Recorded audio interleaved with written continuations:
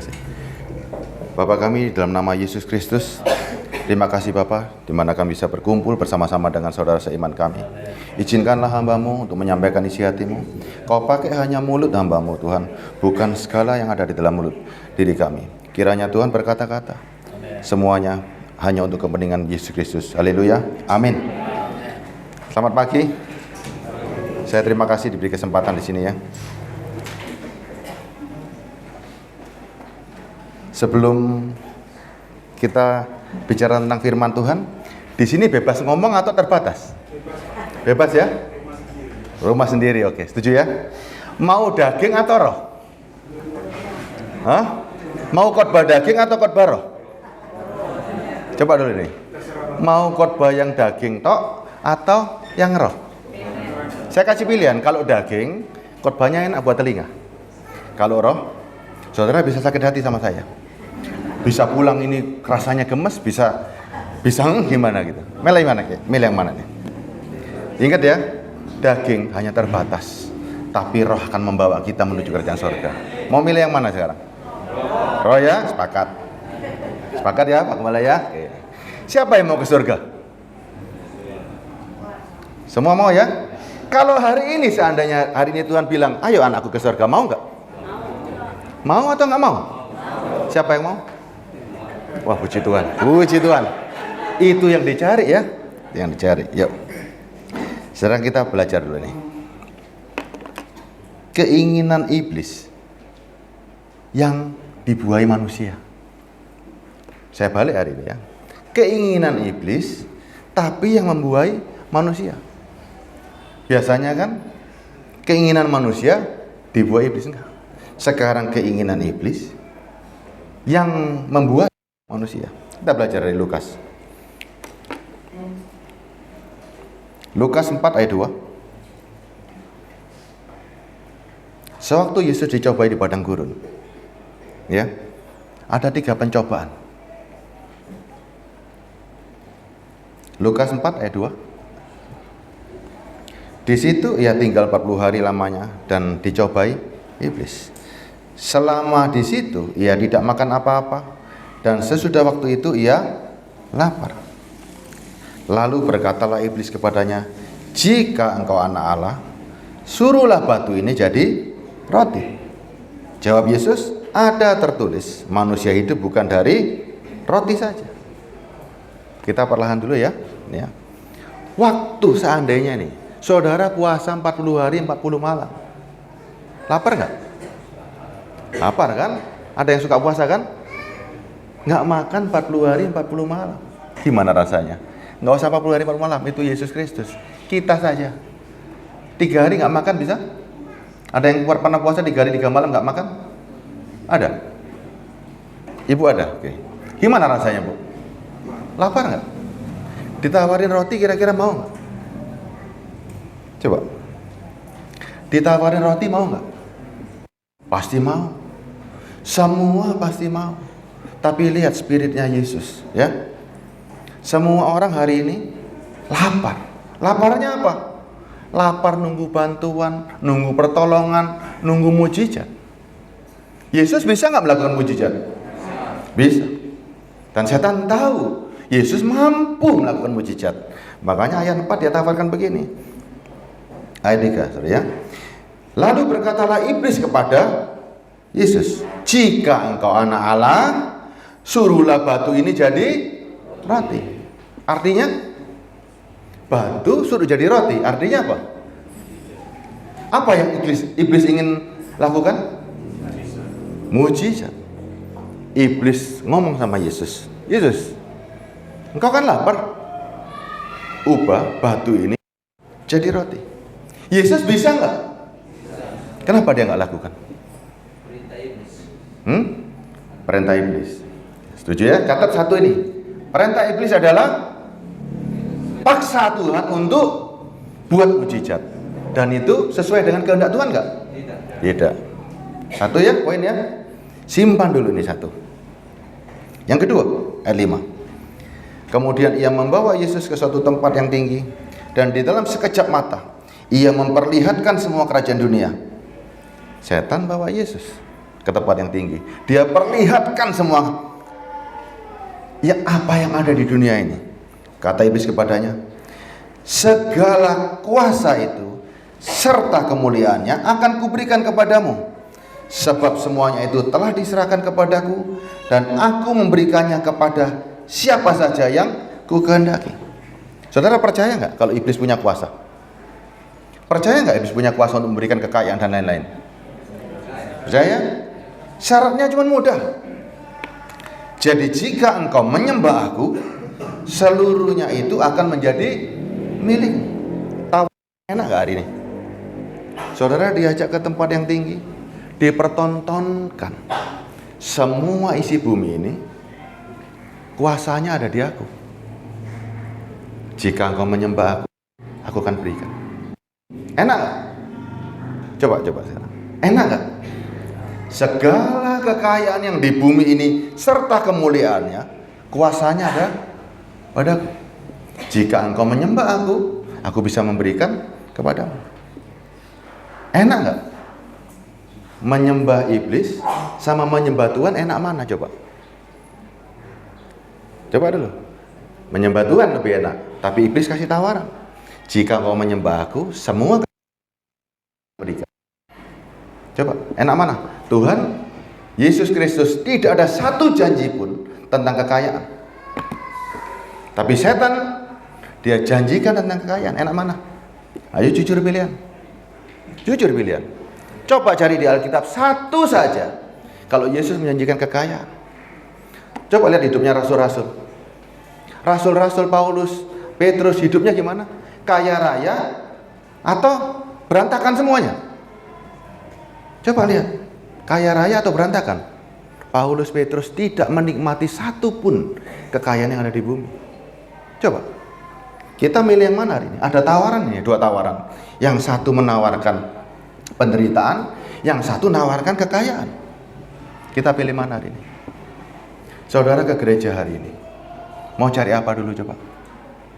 Kita ke gereja dari rumah jauh-jauh, datang ibadah hari Minggu, mau cari apa? Cari mujizat? Setan yang ngomong tadi. Setan sukanya paksa. Segala sesuatu abrakadabra. Tahu artinya abrakadabra? Saya bicara semuanya terjadi. Itu kalimat dari Tuhan dulu. Dan dipakai sama siapa yang suka pakai abrakadabra? Sulap. Banyak nggak hari ini saudara datang jauh-jauh dari rumah, bangun pagi-pagi ke gereja cuma cari sulap. Saudara mengharapkan mujizat, ya. Saudara mengharapkan kekayaan. Padahal tahu kan yang menawarkan siapa yang nawarin? Iblis.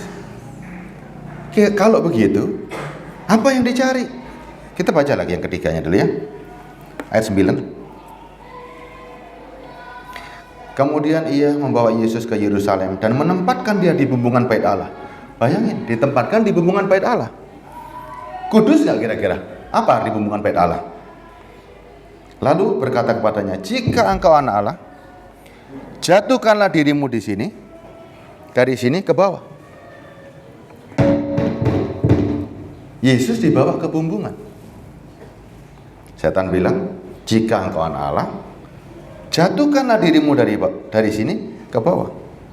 Sebab ada tertulis mengenai engkau, ia akan memerintahkan malaikat-malaikatnya untuk melindungi engkau, dan mereka akan menatang di atas tangannya, supaya kakimu jangan terantuk kepada batu. Yesus diajak ke bumbungan. Apa arti bumbungan?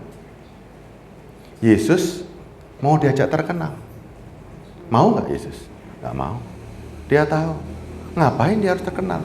Coba sekarang seandainya kita hari ini dibawa ke bumbungan untuk dikenal orang, jatuh nggak? Bapak diajak ke bumbungan, dipuji-puji orang, menjadi terkenal, diluluhkan orang, jatuh nggak? Jatuh. Ada yang tahan nggak dengan pujian? Lebih enak dipuji atau dihina? Coba. Lebih enak dipuji atau dihina? Puji. Semua orang pasti ingin dipuji. Ayo ke bumbungan kalau begitu. Coba rasakan apa yang terjadi ketika di bumbungan. Wah, hebat ya. Anda luar biasa ya. Pujian itu akan menjatuhkan engkau. Coba kalau dihina. Pak siapa namanya? Mikael. Pak Mikael. Pak Mikael, Anda kok begini hidupnya? Kok masih naik sepeda? Sakit nggak? Sakit. Dari rasa sakit itu menghasilkan apa? Menghasilkan, pasti aku akan bekerja lebih keras lagi supaya aku bisa naik mobil. Coba, berapa banyak orang dihina akhirnya sukses. Tapi berapa banyak orang dipuji akhirnya milih yang mana? Milih yang mana hari ini? Dipuji manusia, dihina manusia, atau dipuji sama Tuhan? Dipuji manusia atau Tuhan? Kalau dipuji Tuhan, biasanya gimana caranya? Kalau Tuhan mau memuji orang, apa yang dia berikan? Kira-kira apa yang diberikan? Kalau Tuhan mau memuji seseorang, untuk dia memperoleh pujian, apa yang diberikan kira-kira? Diberikan pencobaan. Dan pencobaan itu biasanya pasti nggak enak. Pasti nggak enak. Ya, lihat 3 keinginan iblis tadi. Yang satu ingin buat mujizat, yang kedua dia tawarkan kekayaan dan kenikmatan, yang ketiga dia semuanya mulia ini, semuanya enak. Saudara mau milih yang mana nih? Menjadi manusia tapi memenuhi keinginan, atau kita mau jadi manusia roh? Ya, ternyata nggak gampang loh. Ikut Kristen nggak gampang. Coba kita lihat ya. Kalau Kristen hari ini yang dikhotbahkan mujizat, saudara pernah lihat orang Israel kan? Pernah baca kan firman kan? Saudara waktu baca mujizat itu ikut merasakan atau cuma baca saja? Ikut kan ya? Oke. Dari segala mujizat yang diberikan kepada orang Israel, membuat orang Israel mengerti nggak? Coba saya bacakan ayatnya ya. Mazmur 106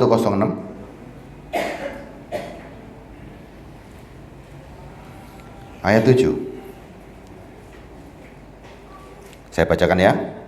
Nenek moyang kami di Mesir tidak mengerti perbuatan-perbuatanmu yang ajaib, tidak ingat besarnya kasih-Mu, tetapi mereka memberontak terhadap yang maha tinggi di tepi laut teberau. Aneh nggak? Sudah lihat berapa mujizat mereka? Berapa mujizat yang mereka lihat? Coba, sebelum mereka keluar dari Mesir, berapa mujizat? 10 mujizat. Dikatakan di sini tidak mengerti perbuatan-perbuatanmu yang ajaib. Ayat 8-nya. Namun diselamatkannya mereka oleh karena namanya dan memperkenalkan keperkasaannya. Dihardiknya laut teberau sehingga kering. Di bawahnya mereka berjalan melalui samudera raya seperti melalui padang gurun. Demikian diselamatkannya mereka dari tangan pembenci dan ditebusnya mereka dari tangan musuh. Air menutupi para lawan mereka dan seorang pun daripada mereka tiada yang tinggal. Ketika itu percayalah mereka kepada segala firman-Nya. Mereka menyanyikan pujian-pujian kepadanya. Stop di sini. Hebat nggak orang Israel? Dikasih mujizat, bisa lewat di laut. Harusnya memuji-muji Tuhan, setuju ya? Harusnya kalau saudara dengan mujizat yang demikian hebat, yakin nggak sama Tuhan? Yakin kan? Yakin kan? Seyakin-yakinnya. Tuhan bisa kasih makan, bisa kasih apa? Bisa nggak? Kalau dia bisa mengeluarkan bangsa Israel dari Mesir, dia bisa kasih makan nggak? Seharusnya. Kalau Pak siapa tadi? Pak Mikael. Soalnya Mikael lebih tinggi dari Gabriel. Kalau misalnya Pak Mikael pasti bergaul sama Tuhan lah, ya, karena panglima tentaranya Tuhan. Pak Mikael sudah ditunjukkan segala mujizatnya. Kalau perkara makan minum kira-kira gimana sama Tuhan? Yakin atau nggak yakin? Yakin. Setuju ya Pak ya? Tapi apa yang terjadi ya 13 kita baca. Bangsa Israel hanya gara-gara minum, apa yang terjadi? Mereka bersungut-sungut. Ayat 13 saya bacakan ya. Tetapi segera mereka melupakan perbuatan-perbuatannya dan tidak menantikan nasihatnya. Bayangkan, Mujizat yang demikian hebatnya. Kalau itu saudara atau Pak Mikael, minta mujizat lagi nggak sama Tuhan? Tuhan tahu nggak segala-galanya sebetulnya? Tahu. Tapi kita hari ini seperti orang Israel kan? Kita katanya bisa merasakan mujizat. Yakin nggak kita hari ini sama Tuhan? Yakin atau nggak yakin? Kalau yakin, masih butuh mujizat lagi nggak? Coba. Kalau yakin, ketika saudara mengalami sesuatu, butuh Tuhan lagi nggak? Cara-cara instan. Coba. Saudara tadi baca ini tadi segalanya. Mujizatnya 10 kali, laut dibelah dan di padang gurun. Ya, begitu banyak. Ada manah tiap pagi, sore burung puyuh, selama 40 tahun dijaga. Bangsa Israel kenal Tuhan nggak? Kenal atau nggak kenal? Coba. Bangsa Israel 40 tahun di padang gurun, dipelihara Tuhan, kenal Tuhan nggak? Kenal atau nggak kenal? Kenal. Kenal atau nggak kenal? Saya ingin jawaban yang tegas nih. 40 tahun di padang gurun, bangsa Israel kenal Tuhan nggak? Siapa? Tidak ya? Loh. Siapa yang bilang kenal, siapa yang bilang tidak? Kenal ya? Oke, saya bacakan dulu. Oke. Mazmur 95 ayat 10. Siapa yang bilang kenal, siapa yang bilang nggak kenal ya? Mazmur 95 ayat 10. Saya bacakan nih. Mujizatnya demikian banyak. Di padang gurun 40 tahun mujizatnya setiap hari nggak? Setiap hari ada tiang awan, tiang api. Ya kan? Nih. 40 tahun aku jemuh kepada angkatan itu. Maka kataku, mereka suatu bangsa yang sesat hati dan mereka tidak mengenal jalanku. Bagaimana mungkin 40 tahun setiap hari bergaul karib, dikasih mujizat, dia bilang jemuh kepada angkatan itu. Mujizat ternyata tidak membuat orang lebih cinta sama Tuhan. Tidak membuat lebih cinta. Ya, ingat loh, perhatikan baik-baik. 40 tahun tidak mengenal Allah. Hosea 4 ayat 6. Waktu zamannya Hosea, sudah berapa banyak mereka mengalami. Hosea itu sudah waktu Israel dibuang, ya. Berapa banyak mereka mengalami mujizat. Sudah lihat Daud, sudah lihat Salomo, ya. Kenal atau nggak kenal? Ini kita baca lagi. Umatku, Hosea 4 ayat 6. Umatku binasa karena tidak mengenal Allah. Lu kok aneh? Kok aneh?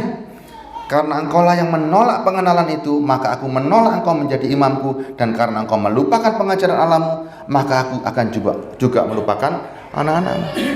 Bayangkanlah, untuk mengenal Allah ternyata tidak bisa lewat mujizat. Tidak bisa ditawarkan mujizat seperti itu.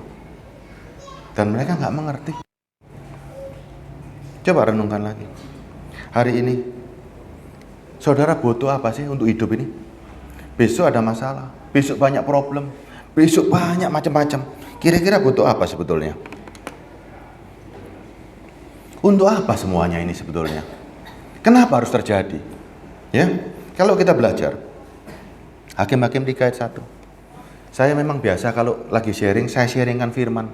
Ya, karena saudara saya yakin waktu baca firman sendiri bingung kadang-kadang. Kadang-kadang ini kan, hari ini mau baca apa ya? Tinggal cari, yang pas, yang mana kan? Firman bukan begitu. Firman ada urutannya. Ya, dari Kejadian sampai Wahyu itu punya urutan. Ya, tidak bisa comot satu langsung dipakai, nggak bisa.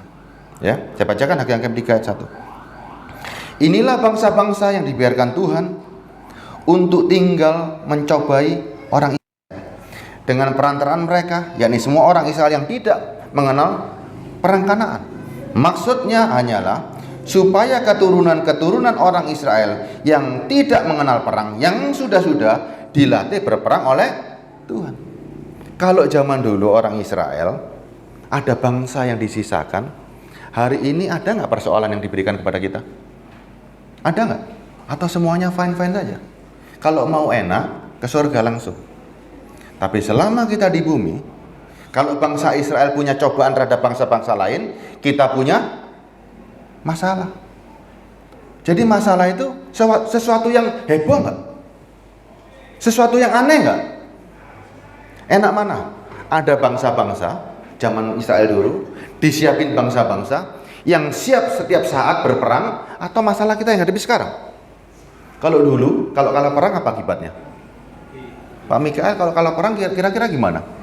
Mati. Kalau sekarang, kalau hanya cuma masalah itu apa yang terjadi? Paling-paling, misalnya kekurangan orang nggak bisa makan, masalah nggak? Masalah nggak bisa makan? Ada yang nggak bisa makan di sini? Ada yang nggak bisa makan? Semuanya gemuk-gemuk semua, seger-seger semua. Mau mere, terlalu banyak, hijau-hijau bisa dimakan. Ya, kalau perkara makan beres semua. Perkara pakaian beres nggak? Perkara makanan, minuman, pakaian, kan itu kebutuhan pokok. Coba, kalau hanya perkara makanan, minuman, pakaian, gimana kita respon kita sama Tuhan? Gimana katanya Tuhan? Ayo kita sekarang lihat nih. Kalau dulu perang mati, kalau sekarang cuma urusannya ketiga, makanan, minuman, pakaian. Apa janji Tuhan katanya? Saudara, sama Tuhan ini klik gak? Sama Tuhan klik gak? Klik itu artinya gitu loh, terikat erat dan yakin siapa itu Tuhan. Tuhan katakan apa untuk kebutuhan dasar? Jangan loh, khawatir saja, dia perhatikan. Pak Mikael percaya sama Tuhan kan? Kalau Tuhan katakan jangan khawatir, Mikael bisa boleh khawatir gak? Tidak boleh. Setuju ya? Yuk kita baca ayatnya. Ayat di mana itu Pak Joni?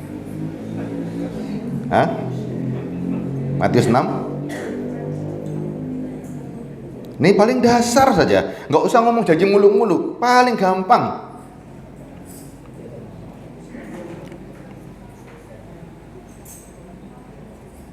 Matius 6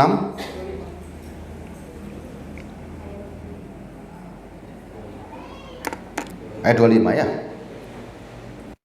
Karena itu aku berkata kepadamu, janganlah khawatir akan hidupmu, apa yang hendak kamu makan atau minum, dan janganlah khawatir pula akan tubuhmu, apa yang hendak kamu pakai. Dah, kalimat ini dulu aja. Jangan khawatir makan, minum, pakai. Tuhan loh yang ngomong, Yesus bukan saya loh. Waktu Yesus katakan jangan khawatir, boleh khawatir gak? Coba, ini dulu aja, dasar ini. Dasar ini. Gimana? Masih khawatir gak? Tuhan loh yang ngomong. Saya ulangi lagi di ayat 31. Ya, tadi 25 dikatakan jangan khawatir. Pak Mikael hebat, tidak khawatir.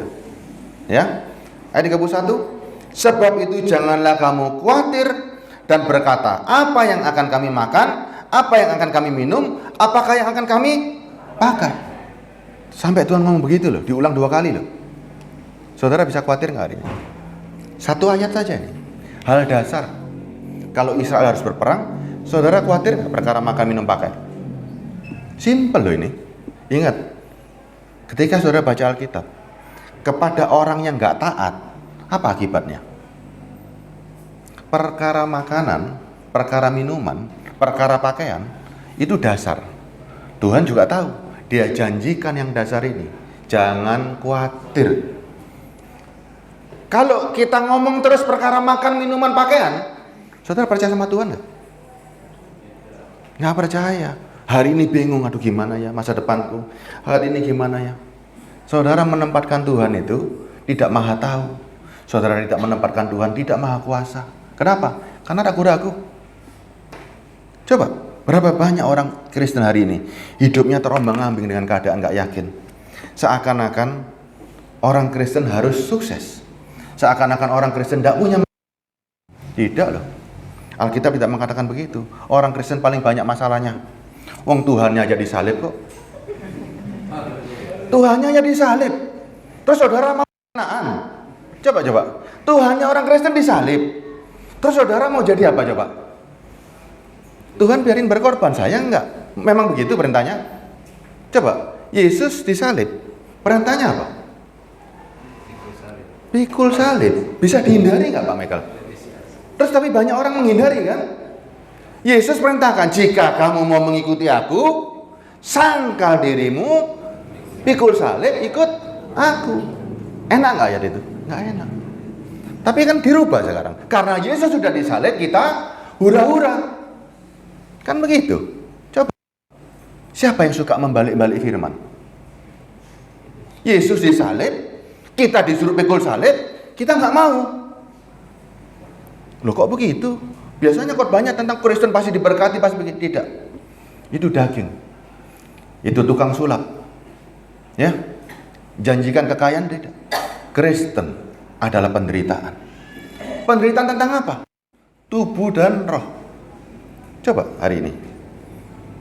Daging kita kepingin kan dapat mujizat tiap hari, dapat kesembuhan, gak bisa mati-mati, dapat kekayaan. Bisa nggak seperti itu? Ada orang tua suruh sakit-sakitan 80 tahun, semuanya panik panggil pendeta seluruh Indonesia untuk doakan. Terus hidup terus atau bisa mati dia? Kalau orang Kristen yang benar mau mati sekarang atau mau mati besok, bingung nggak? Tom Michael bingung nggak? Hari ini dipanggil Tuhan atau besok, bingung nggak? Coba jujur aja jawab, jujur. Kalau nggak dipanggil beneran nggak? Jujur aja. Hari ini mau dipanggil atau besok dipanggil, semua di sini jujur, jawab di dalam hati saja. Bingung nggak sebetulnya? Loh kalau engkau masih bingung anak, masih bingung ini, berarti kita nggak yakin loh.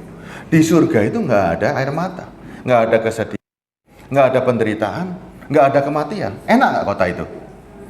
Harusnya enak. Tapi kenapa diajak ke sana bingung? Nggak yakin. Mau masuk mana nggak yakin. Coba lihat. Orang Israel berangkat dari Mesir, diajak ke tanah Kanaan, semuanya selamat atau enggak? Semuanya selamat enggak? Orang Israel diajak dari Mesir, 600.000 orang laki-laki, belum termasuk istri dan anak-anak. Diajak sama Tuhan, lagi mereka enak-enak jadi budak, kan enak-enak di Mesir, ditawarin kemerdekaan, ditawarin berkat, mau mereka. Diajak ke tanah Kanaan. Dapat nggak semuanya? Tidak. Berapa orang yang masuk?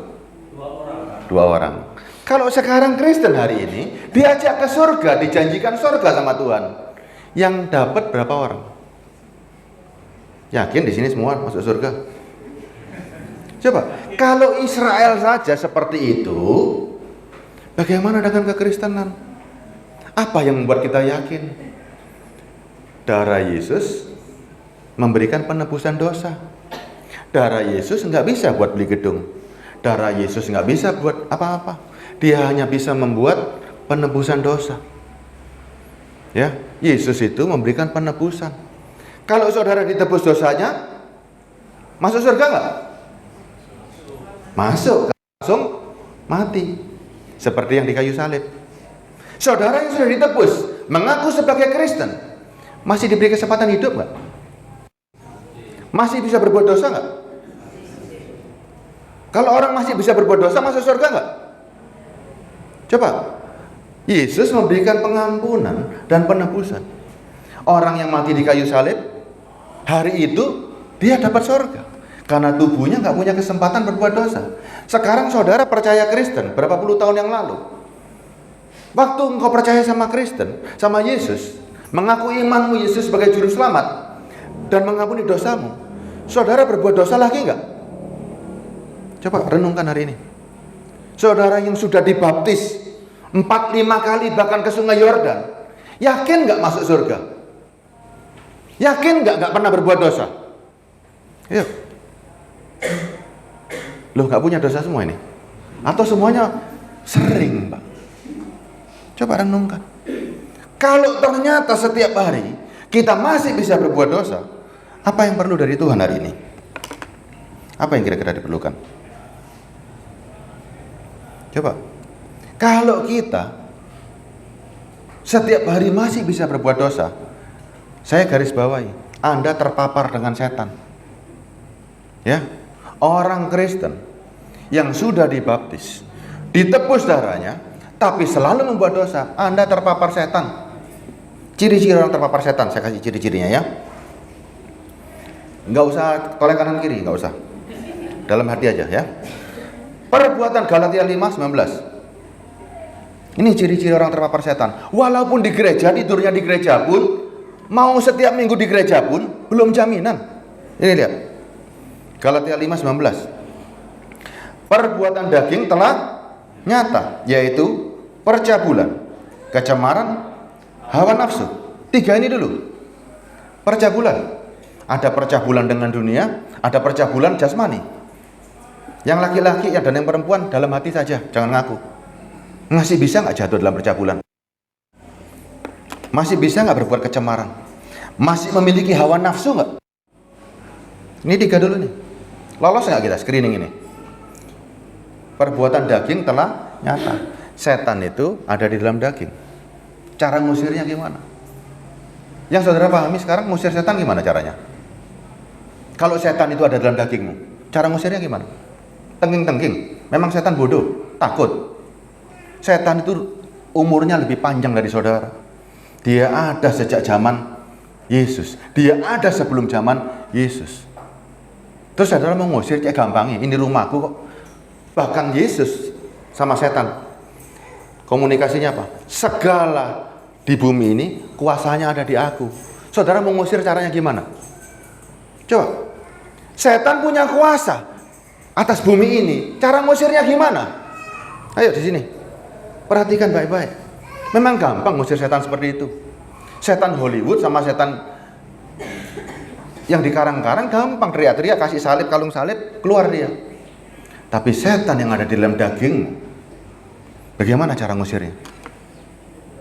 Gimana cara ngusirnya? 3 tadi ciri-ciri orang yang terpapar setan. Lolos nggak kita? Percabulan, kecemaran, hawa nafsu. Kalau 3 ini nggak lolos, mau masuk surga? Ayo, mau masuk surga dengan begini? Saya lanjut dulunya. Penyembahan berhala, sihir, perseteruan, perselisihan, iri hati, amarah, kepentingan diri sendiri, percederaan, roh pemecah. Dari yang screening kedua, ada nggak di dalam kita? Penyembahan berhala, mengidolakan sesuatu melebihi Tuhan. Duit hari ini pun bisa menjadi berhala.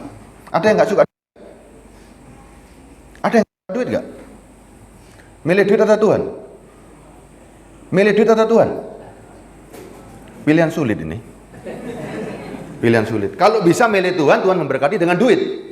Memang begitu caranya? Ayo coba. Memang begitu caranya di Alkitab. Supaya kita jadi orang Kristen, aku mau mengikuti Engkau Tuhan, tapi kasih duit, kasih berkat. Memang begitu. Itu zaman dulu. Zamannya Israel masih apa? Israel masih budak. Budak punya tanah nggak? Budak punya kekayaan nggak? Makanya Tuhan tawarin, tak kasih berkat. Itu budak. Itu mentalnya budak. Saudara hari ini siapa? Budak atau anak Allah? Anak Allah Pak Michael ya. Kalau anak Allah, apa yang dia punya dari anak Allah? Hah?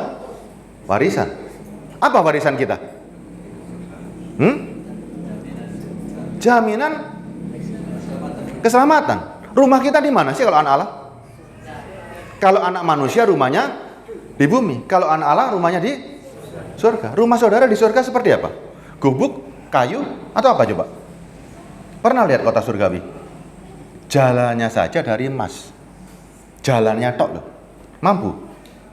Pondasinya 12 batu. Di sini kalau bangun rumah pondasinya apa? Batu kali. Tidak berharga. Di sana 12 batu. Dari emas tulen. Anak Allah tertarik nggak dengan kekayaan dunia? Anak Allah ditawari kekayaan tertarik nggak? Enggak. Karena dia sudah kaya raya. Surga itu dia punya. Ngapain bingung dengan bumi ini? Coba lihat. Hari ini banyak nggak masih mental budak masuk di gereja? Kalau ditawari berkat, langsung cepet-cepetan. Enggak. Anda anak Allah. Anda nggak butuh seperti itu lagi. Tuhan tahu kok kita perlu. Matius 6 tadi, Kalau saudara lanjutkan, semua itu dicari bangsa-bangsa yang tidak mengenal Allah. Berarti kalau orang tidak mengenal Allah, caranya cari Tuhan, urusannya sama makanan, minuman, pakaian. Saudara bukan itu lagi. Saudara urusan sama keselamatan. Ya, lanjut lagi screening yang kedua tadi. Penyembahan sihir, perseteruan, perselisihan. Perseteruan dan perselisihan masih ada nggak? Iri hati masih ada nggak? Amarah masih ada nggak? Kepentingan diri sendiri masih ada nggak? Kalau itu semua ada, saya mau tanya sama saudara, bisa masuk surga nggak? Coba jawab dulu. Kalau perbuatan daging itu masih ada, bisa masuk surga nggak? Nggak bisa kan? Nggak bisa kan? Lah kok tenang-tenang? Kok tenang-tenang? Kok hari ini tenang? Seakan-akan tidak ada sesuatu yang terjadi. Seakan-akan surga itu jadi milikku. Padahal isinya masih ini semua. Coba lihat 21-nya. Kedengkian, kemabukan, pesta pora, dan sebagainya. Coba, Alkitab catat apa ini? Kemabukan. Ada mabuk beneran, ada mabuk dengan pengajaran-pengajaran. Sekarang saya mau tanya, yang mabuk beneran, ketika Anda mabuk, apa hasil dari mabuk itu? Saya mau tanya. Saya boleh tanya Pak Michael ya? Pak Michael, mabuk itu enak nggak? Tidak pernah mabuk. Siapa yang pernah mabuk di sini? Wah, Pak Michael sudah waktunya masuk surga nih. Siapa yang pernah mabuk? Ayo. Siapa yang hidupnya tiap hari mabuk-mabukan, terus tiap hari mabuk, tiap minggu 4 kali sehari, terus katanya masuk surga? Surga yang mana? Coba. Saya lanjutkan nih, ya. Terhadap semuanya itu, ayat 21 ya. Kuperingatkan kamu seperti yang telah kubuat dahulu.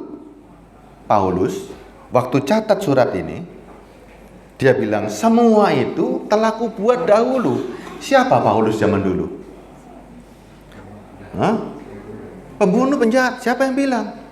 Coba baca lagi Alkitabnya. Rasul Paulus sebelum jadi Paulus namanya Saulus. Siapa dia? Orang Farisi, ahli Taurat. Berarti ngerti hukum nggak? Tahu firman nggak? Tapi kenapa dia ada semua? Kenapa dia ada semua? Kalau Rasul Paulus saja ada seperti itu, apalagi kita sekarang. Jangan dipikir yang berdiri di mimbar itu pasti malaikat. Saudara amini nggak? Yang berdiri di mimbar pasti malaikat? Pasti suara Tuhan? Coba. Yang berdiri di mimbar pasti suara Tuhan? Atau enggak? Ayo. Yang berdiri di mimbar pasti suara Tuhan atau bisa suara lain? Coba perhatikan baik-baik. Mimbar ini hari ini. Setan itu jadi Kristen hari ini. Ingat ya, setan itu jadi Kristen. Setan sekarang senang salib. Kenapa? Karena banyak orang. Ya, setan itu sekarang jadi Kristen. Mencari setan di luar. Setan itu di gereja hari ini. Dan jauh lebih banyak. Kalau setan di pasar, orang udah tahu itu salah. Setan ngajak maksiat, orang sudah bisa menolak.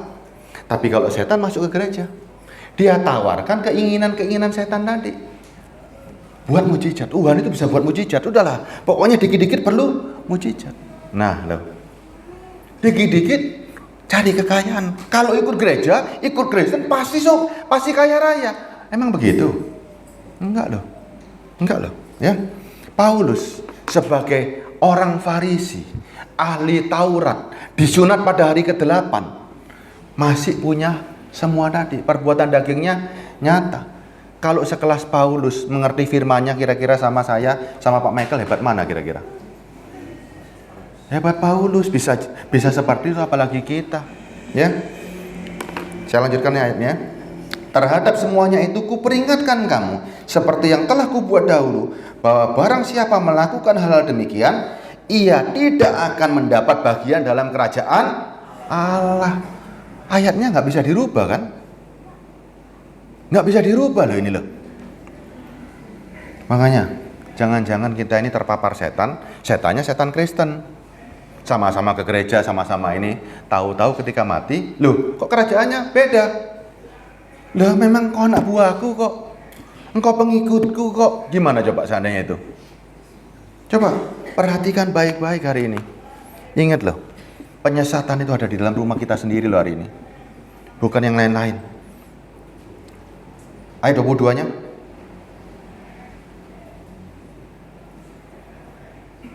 Ayat 22 nih.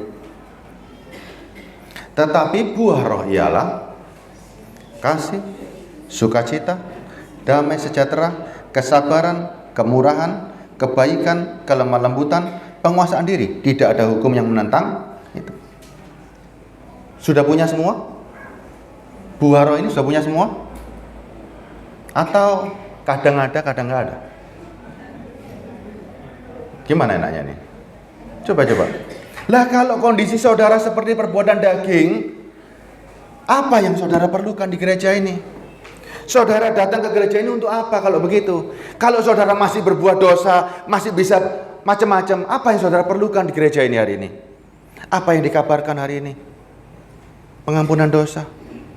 Kita sadar atau nggak sadar sebetulnya butuh tiap hari pengampunan supaya saudara terus-menerus menjaga hubungan dengan Tuhan. Orang yang minta ampun belum tentu orang itu bersalah loh. Daniel ketika dia berdoa di Daniel 9, Daniel nggak berbuat dosa, tapi dia memohon ampun sama Tuhan. Ayub pun nggak berbuat dosa, tapi dia juga memohon ampun sama Tuhan.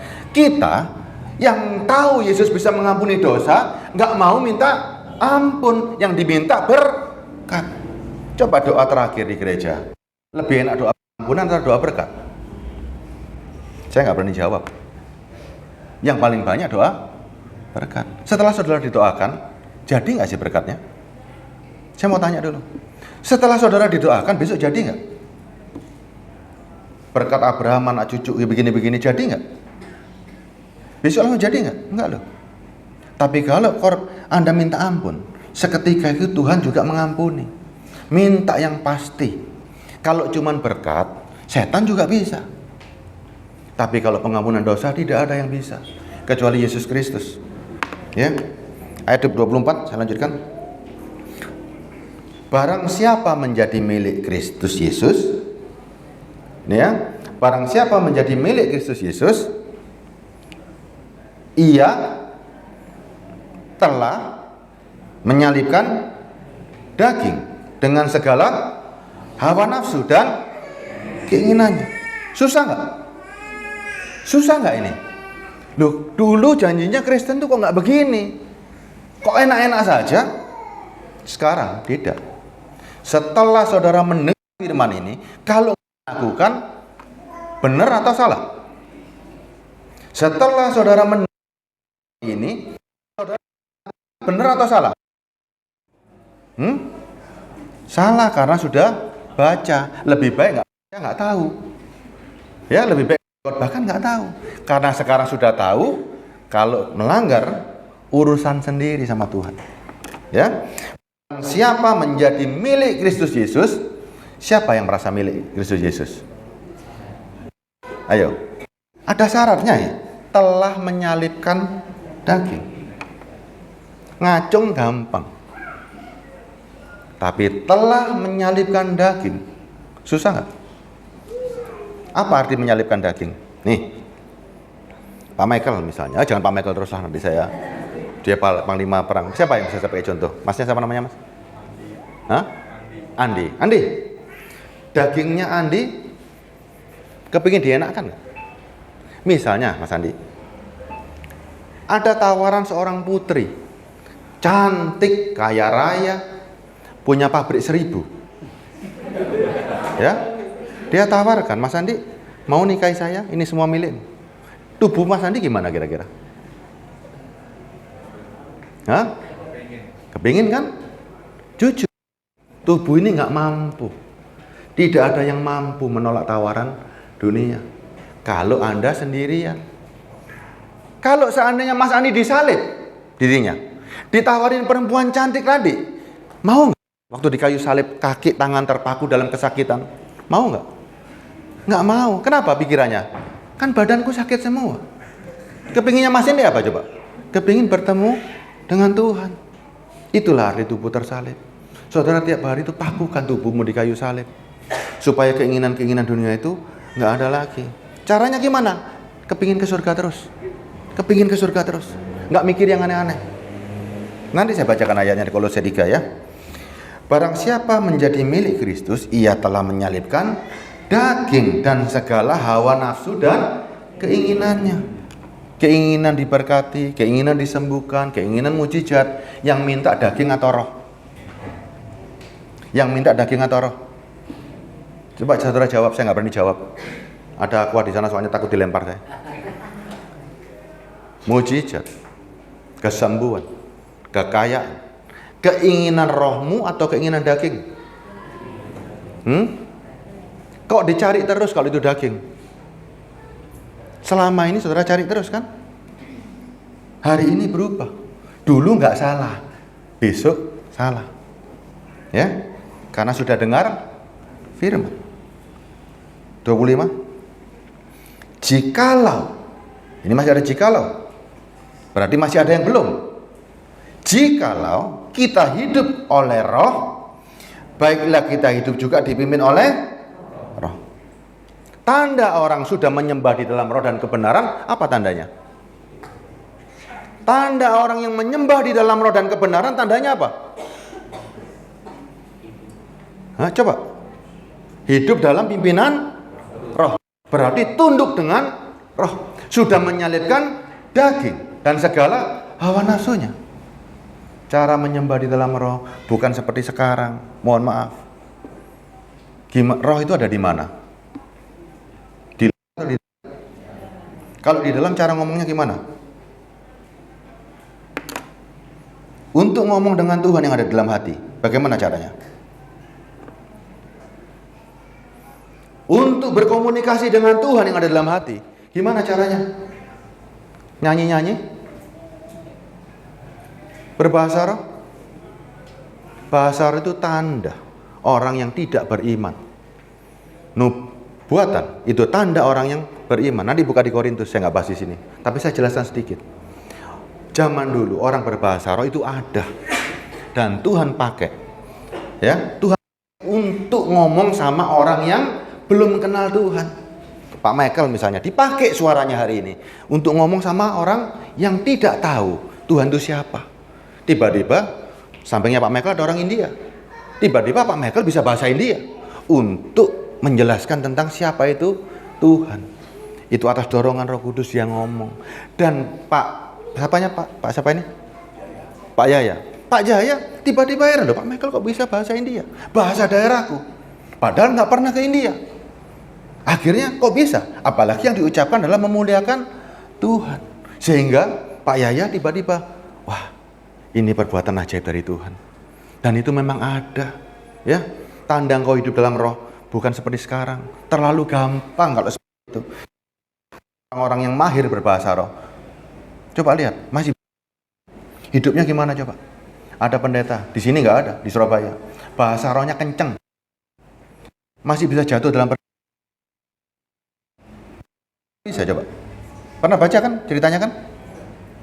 Katanya pinter bahasa roh. Katanya sudah rohnya begini, kok begitu?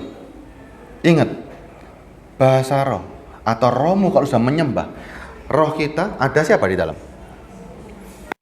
Sekarang saya mau tanya, kita ini Tuhan tahu nggak? Kita ini hidup dengan masalah. Enggak. Dia berikan kekuatan ekstra yang tidak dimanapun. Apa kekuatan ekstra itu?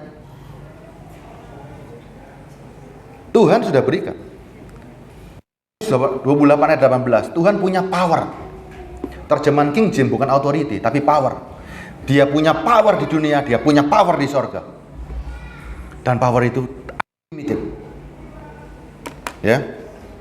Terus, saudara hari ini di dunia, Tuhan tahu nggak kita ini pasti punya banyak godaan. Mas Andi tadi nggak bisa mengalahkan daging. Dia berikan nggak kekuatan yang terbesarnya dia? Musa dengan Mas Andi, dengan Pak Michael, hebat mana hari ini? Coba. Musa dengan Pak Andi, Pak Michael hebat mana? Dengan Pak Gembala hebat mana? Hebat Musa. Saudara mau tanya umur saya nggak? Umur saya, kelahiran saya 50 tahun. Tapi pikiran saya usianya 5.784 tahun. Kenapa bisa begitu? Saudara baca Alkitab ini kan, sejak zaman Adam sampai akhir zaman pun saudara tahu kan hari ini kan. Musa tahu nggak? Musa nggak tahu. Anda tahu. Lebih hebat mana hari ini? Lebih hebat Mas Andi sama Pak Michael. Musa punya Roh Kudus nggak? Musa punya Roh Kudus nggak? Musa punya Roh Kudus. Dia disertai dengan Allah. Bahkan rohnya yang dipecah-pecah sama orang ke-70 tua-tua. Kalau Musa punya Roh Kudus, saudara punya Roh Kudus nggak? Punya atau nggak punya? Siapa Roh Kudus itu? Hah? Siapa Roh Kudus? Yuk. Saya mau bawa lagi lebih dalam lagi nih. Kita butuh Tuhan nggak? Butuh Tuhan. Untuk hidup butuh Tuhan. Saudara butuh kekuatan penuh dari Tuhan. Sudah diberikan belum? Hah? Sudah ya? Ayo yang sudah siapa? Sudah semua ya? Puji Tuhan. Saya bacakan ayatnya ya. Yohanes 14 ayat 15. Jikalau kamu mengasihi aku, kamu akan menuruti segala perintahku. Aku akan minta kepada Bapa, ia akan memberikan kepadamu seorang penolong yang lain, supaya ia menyertai kamu selama-lamanya. Ada nggak seorang penolong yang diberikan Yesus Kristus diam di dalam kita selama-lamanya? Kalau penolong itu Allah sendiri, saudara kurang apa? Roh Kudus Allah sendiri nggak? Kuat nggak dia? Powerful nggak dia? Makanya orang yang menyembah di dalam roh, ada Roh Kudus, dia sembah Roh Kudus di dalam dirinya. Dan buktinya buah roh tadi. Buktinya Galatia 5 ayat 22. Dia harus berbuah. Kalau orang punya Roh Kudus, nggak ada buahnya, mungkin nggak? Orang nanam padi, keluarnya pasti padi. Kalau ada Roh Kudus, pasti keluarnya benih ilahi. Kalau ada orang ngaku punya Roh Kudus, tapi hidupnya yang keluar daging, berarti bohong. Berarti dia pembohong.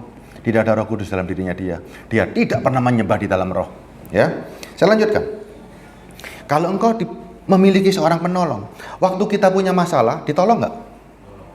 Waktu kita menghadapi suatu problem hebat atau apapun ketakutan, ada Roh Kudus, takut nggak? Hari ini coba, kalau ada Roh Kudus, takut nggak saudara? Enggak.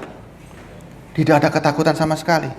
Waktu kita dalam keadaan sedih, Yohanes 14 ayat 26, tetapi penghibur, yaitu Roh Kudus, yang akan diutus oleh Bapa dalam namaku, dialah yang akan mengajarkan segala sesuatu kepadamu, dan akan mengingatkan kamu akan semua yang telah kukatakan kepadamu. Saudara perlu dihibur nggak? Yang menghibur sendiri hari ini bukan aktris, bukan aktor, bukan Sri Mulat. Yang menghibur siapa? Roh Kudus. Ibu kalau dihibur Roh Kudus enak nggak, Bu? Enak nggak? Jujur aja hari ini, kalau Roh Kudus masuk dalam diri kita, bener-bener Roh Kudus beneran, ketika kita sedih, ada penghiburan. Berarti bisa sedih nggak? Hah? Nggak bisa sedih. Nggak bisa orang menggerutu. Orang Kristen yang bersama Roh Kudus tidak akan pernah menggerutu. Walaupun hidupnya susah pun, dia merasa sukacita. Dia merasa damai. Kenapa? Karena ada Roh Kudus. Ingat loh, kerajaan sorga bukan soal makanan dan minuman, tetapi soal damai sejahtera dan sukacita oleh Roh Kudus. Jawabnya jelas, oleh Roh Kudus, bukan oleh uang, bukan oleh berkat, bukan oleh, cuman satu, Roh Kudus. Ya. Waktu kita susah ada Roh Kudus. Yohanes 15 ayat 26. Hidup kita, Matius 28 ayat 19. Pergi jadikan semua bangsa muridku. Caranya bagaimana? Saudara rindu kan pelayanan kan? Rindu kan melayani kan? Caranya bagaimana? Ayat 20-nya. Ajar mereka melakukan semua yang telah kuperintahkan. Loh, kalau kita mau jadi pengajar, nggak pernah melakukan perintah Tuhan, gimana cara ngajar orang? Pakai mulut? Tidak. Anda disuruh jadi terang, bukan jadi mulut yang berkata-kata. Anda jadi terang. Terang itu seluruh tubuh, seluruh kehidupan itu terang. Ya. Ini sekarang Yohanes 15:26. Jikalau penghibur yang akan kuutus dari Bapamu datang, yaitu roh kebenaran yang keluar dari Bapa, ia akan bersaksi tentang aku. Hidupmu jadi kesaksian. Hidupmu itu ada Kristus, ada Roh Kudus, ada Bapak sendiri. Kalau ada Bapak sendiri, masa mungkin sih suka marah-marah, suka mementingkan diri sendiri? Coba, itu loh. Ini hal dasar. Tapi nggak banyak orang mengerti tentang Roh Kudus. Nggak banyak orang mengerti tentang Roh Kudus. Yohanes 16 ayat 13. Tetapi apabila ia datang, yaitu Roh kebenaran, ia akan memimpin kamu ke dalam seluruh kebenaran. Sebab ia tidak akan berkata-kata dari dirinya sendiri, tetapi segala sesuatu yang didengarnya, itulah yang akan dikatakannya. Dan ia akan memberitakan kepadamu hal-hal yang akan datang. Kalau hal-hal yang akan datang saja, saudara bisa tahu sendiri, perlu orang lain nggak menubuatkan? Nggak perlu. Karena saudara sudah mengerti sendiri. Apalagi urusan nubuatannya urusan daging. Nubuatan bukan seperti itu, ya. Nubuatan zaman dulu menantikan kedatangan Kristus. Nubuatan zaman sekarang menantikan kedatangan Kristus yang kedua. Karena spirit dari nubuatan adalah kesaksian Kristus.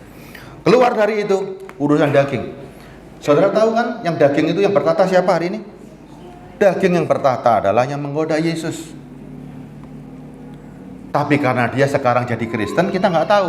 Yang ditawarin saudara. Mungkin nggak hari ini Yesus saja ditawarin iblis, hari ini iblis berdiri di mimbar menawarkan yang sama. Atau nggak mungkin? Mungkin atau nggak mungkin? Waktu saya udah habis. Saya mau tanya satu aja sebelum terakhir. Mungkin nggak iblis memberikan tawaran yang sama dengan dia ngomong sama Yesus hari ini?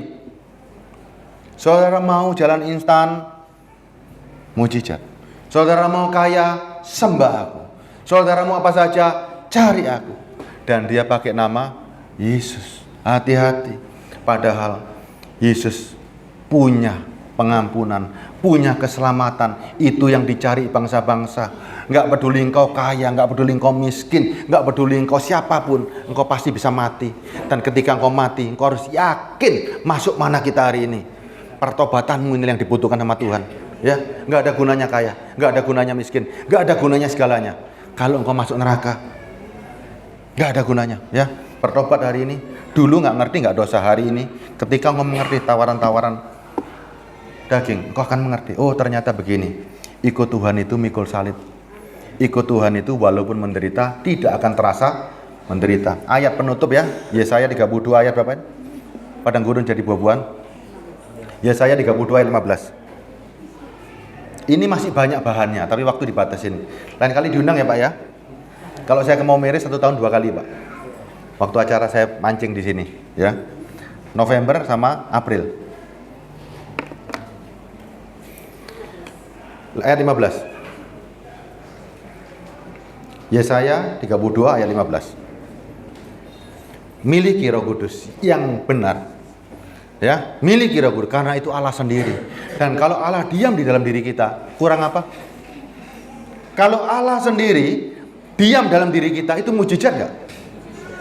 Mau masih minta mujizat lagi? Tidak. Sudah ada Roh Kudus. Itu lebih dari segala-galanya. Ya. Ayat 15. Sampai dicurahkan kepada kita Roh dari atas, maka padang gurun akan jadi kebun buah-buahan. Dan kebun buah-buahan akan dianggap hutan. Orang Israel di padang gurun, mereka itu seperti di kebun buah-buahan. Tiap pagi ada mana, tiap sore ada burung puyuh. Mereka nggak kurang apapun. Saudara pun juga sama. Kalau punya Roh Kudus, keadaanmu nggak berubah. Keadaan tidak berubah, tapi pikiranmu sudah jauh berubah. Pikiranmu sudah ikut sama Kristus Yesus. Pikirannya sama seperti Kristus. Pikirannya cuma ada ke sorga. Di Kolose 3 itu dibaca ya. Sebelum saya tutup, Apong nyanyikan satu lagu ya. Bisa ya? Bisa ya, saya minta nyanyikan terlalu mahal, Bang. Ini orang Maumere. Asli Maumere.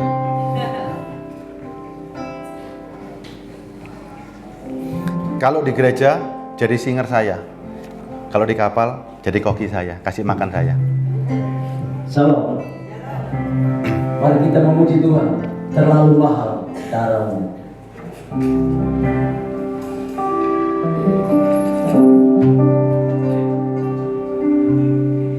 dalam kehidupan ini sering tak ku sadari aku jauh darimu.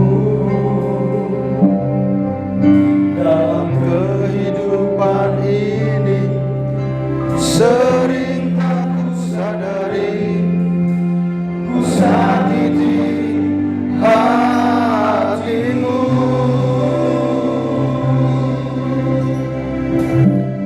Ampuni aku, ampuni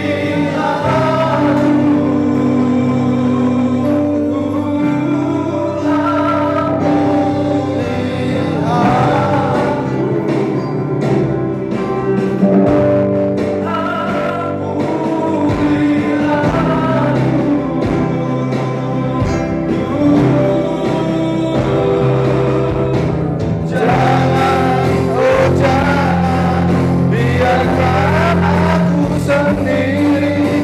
Jangan, oh jangan buat aku ya Tuhan.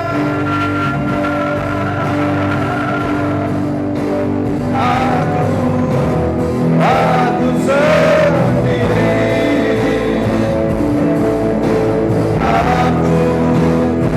Aku sendiri.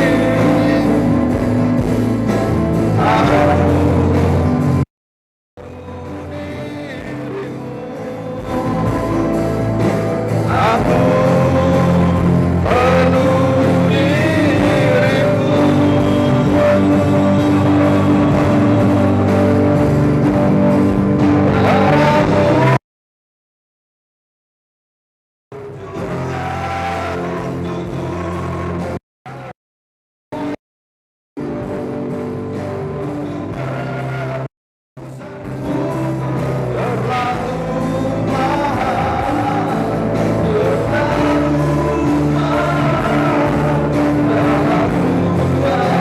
Kasih dan cinta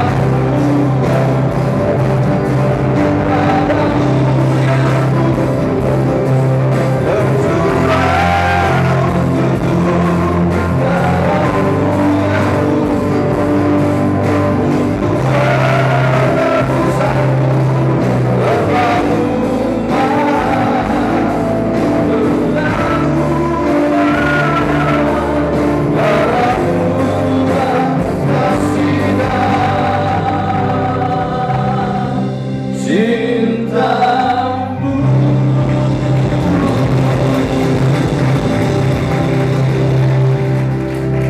Tuhan Yesus, kami sadar siapa kami hari ini. Kami sadar penampilan siapa yang kami tampilkan dalam keseharian kami. Ampuni kami ya Tuhan, ampuni kami. Kalau sempat kami salah dalam mencari Engkau Tuhan, ampuni kami hari ini. Padamu Tuhan ada keselamatan, padamu ada pengampunan dosa. Itu yang tidak bisa kami dapatkan dari siapapun. Darah-Mu terlalu mahal Tuhan, darah-Mu terlalu kudus. Kami yang salah, Engkau yang memberikan pengampunan. Bapa di surga, terima kasih atas Roh Kudus-Mu. Terima kasih atas segala-galanya. Engkau memberikan jaminan yang pasti. Mulai sejak kami hidup di dunia, kami tidak akan khawatir perkara cuman makanan, minuman, pakaian. Kami yakin, seyakin-yakinnya bahwa Tuhan Maha Tahu, Tuhan Maha Kuasa, dan Tuhan Maha segala-galanya. Apalagi Tuhan, Kau telah memberikan Roh Kudus-Mu Tuhan. Itu jauh dari segala-galanya Tuhan, dan sangat-sangat cukup buat kami untuk kami hidup di dunia. Kami nggak perlu lagi mujizat, kami nggak perlu lagi nubuatan. Kami percaya karena Allah sendiri diam dalam diri kami. Bapa di surga, materaikan isi firman-Mu, perkuat roh kami, bukan daging kami, tapi roh kami Tuhan. Biarlah roh kami makin hari makin terikat dengan Kau. Tanda kami menyembah di dalam roh, dan kami berbuah. Kami menunjukkan buah-buah roh kami yang akan dirasakan oleh semua orang di sekitar kami, bahkan masyarakat di sekitar kami ini juga. Terima kasih Bapa. Kami memberkati kota Maumere, kami memberkati orang-orang Maumere, kami memberkati jiwa-jiwa Maumere. Mereka semua sangat berharga di mata-Mu, Satu nyawa mereka harganya Tuhan, seluruh bumi ini gak akan cukup, tidak akan cukup. Itulah harga sebuah nyawa di mata Tuhan. Maka kembalikan yang berharga ini, kembalikan kepada Tuhan. Jiwamu, rohmu diingini dengan cemburu sama Tuhan. Jadilah manusia-manusia yang dipercaya oleh Tuhan.